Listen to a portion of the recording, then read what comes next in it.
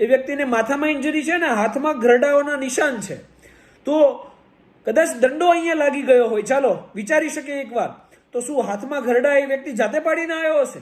ગાંધીનગરથી ઇન્કવાયરી બેસશે, 41 ની નોટિસો લઈને ઓફિસમાં પહોંચી જશે.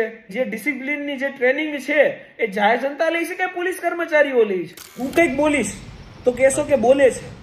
આજે મારે કંઈ બોલવું નથી, પરંતુ મારે જાણવું છે જાહેર જનતા પાસેથી કે આ વિડીયો જોઈને તમે મને ચોક્કસથી એ જણાવજો કે એક વેલ ટ્રેન ડિસિપ્લિન લઈ અને કોઈ પણ પોલીસ કર્મચારી પોલીસનો યુનિફોર્મ પહેરે એ અને રોડ સાઈડ ઉપર રોમિયોગીરી કરે, લુખ્ખાગીરી કરે, મારામારી કરે, એવા લુખ્ખાઓ અને વેલ ટ્રેન પોલીસ કર્મચારીઓમાં શું ફરક હોય છે? હાજી કોણ માર્યું? બધા લોકો માર્યું, બધા લોકો.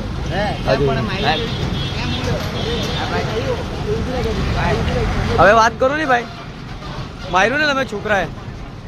આવો આપણું કામ કરે છે અને માર્યું સાહેબ.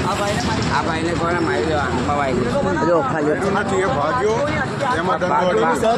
અડી નહીં જાય દંડો સાહેબ, અડી નહીં. મારી વાત સાંભળો, કોઈ ભાગે નહીં સાહેબ, દંડો અડી નહીં.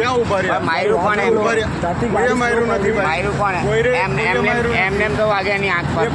આંખ પર કોઈ મેં ઊભી રાખતો તમે મારવાનું જ ચાલુ કરી દીધું. બધા માર્યું ભાઈ. એમને એમ લાગી જાય સાહેબ. બતાવો એટલે બતાવો મને. માર્યું કોને? હાથ કોને કોણે પહેલા હાથ કોણે? હું કર્યું? દેખાય નહીં, ગમે તેમ મારે બધા. ઓકે ઓકે ઓકે, ગમે તેમ મારતા હતા. તમે આટલા બધા થઈને યાર નાના છોકરાને મારે કઈ શરમ લાગુ છે તમને બધાને? શું કહો છો? ના ના, એમની આ માર્યું છે છોકરાને કોઈ? ગુનો શું છે? ગુનો જણાવો ખાલી. બધા જ છે એમ કીધું. હાલો, ગભરાઈ ગયો ને સર. અમે ગાડી લઈને આવ્યો ને તો ઊભી રાખવા કીધી, તમે ઊભી રાખતા હતા. અમારી ગાડી 30-40 ઊભી રાખતા હતા. તો પહેલે મને પગમાં દંડો માર્યો ને કે મારો જે અગાડી ફ્રેન્ડ હતો ને તે ગભરાઈ ગયો. તો મારવાનું ચાલુ કર્યું અને બધા નામ લખાય છે પોલીસ સ્ટેશન. ઓકે, નામ નામ નામ નોટ કર, નામ નોટ કર. ત્યાં આવી જાય ત્યાંથી ભાઈ, તું જો ભાઈ તારે નામ નોટ કર. કઈ નથી. ના ના, એવું નથી સાહેબ, હું કઈ ખોટું નથી કહેવા માંગતો. તમે બી બેફિકર બહુ ફાઇન વાત કરી છે. હું એમ નથી કઈ જ નથી કહેવા માંગતો. હું કઈ કેવું છું કઈ નથી કહેતો. છોકરાને મારવાનું નહીં તું ખાલી આટલું. આવું થોડી મારી દેવાય, આ મારી જ નહીં દેવાય. ચાલ ચાલ તું લઈ લે ને ભાઈ. યાર હું ચિંતા કરે, હું શું ને બેઠો આવી. ચાલો ચાલો, બીજું કોણ આવશે? હા, બધા આવે છે. કેટલા પાસે? હા, બધા આવે છે. ઓકે, બધા આવે છે. બરોબર, લઈ લો. પોલીસ સ્ટેશન પહોંચો હમણાં. આવું ચાલો. નવનિયુક્ત સુરત શહેરના પોલીસ કમિશનર શ્રી, આ વિડીયો આપ ધ્યાન પર લેજો. આ વિડીયોની અંદર અમારા સુરત શહેરના પૂણાગામ પોલીસ સ્ટેશનના દબંગ પોલીસ કર્મચારીઓ દેખાય છે, જે રાત્રિ સમય દરમિયાન ઇલેક્શનના કામકાજ અર્થે બંદોબસ્તમાં હોય 20-25 પોલીસ કર્મચારીઓના કાફલામાં ઊભા હતા. એટલે એક સામાન્ય વ્યક્તિમાં એવું હોય કે ભાઈ એટલો મોટો પોલીસનો કાફલો હોય તો ડરી જાય. એક નવયુવાન 2 વ્હીલર ઉપરથી જાય છે. અને હું એવું નથી કે તમે બંને બાજુના પક્ષ જાણ્યા છે. સાચું કોણ છે ખોટું કોણ છે એ તો કોર્ટ પુરવાર કરશે. પરંતુ પોલીસ તરફથી એવું કેવું છે કે એ વ્યક્તિએ ગાડી ઊભી ના રાખી અને અમે દંડો આડો કરેલો, દંડો માથા ઉપર લાગી ગયો. એક વસ્તુ યાદ રાખજો, મેં આ વ્યક્તિ સામે મારી આવ્યા હતા અને મને ફરિયાદ આપી છે. એણે એવું કીધું કે એમની ગાડી ઊભી રાખવામાં આવી અને આશરે 5 થી 10 પોલીસ કર્મચારીઓ એમને ઢોર માર માર્યો છે. સાચું કોણ છે ખોટું કોણ છે એ કોર્ટ નક્કી કરશે.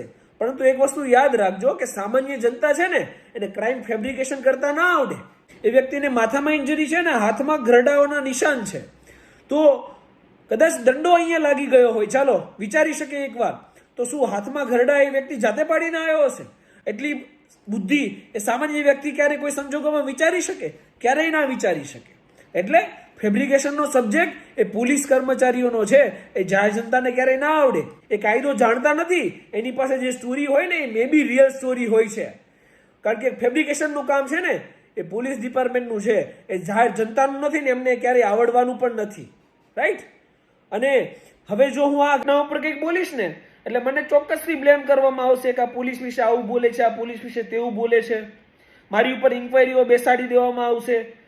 મારી ઉપર ગાંધીનગરથી ઇન્કવાયરી બેસશે, 41 ની નોટિસો લઈને ઓફિસમાં પહોંચી જશે.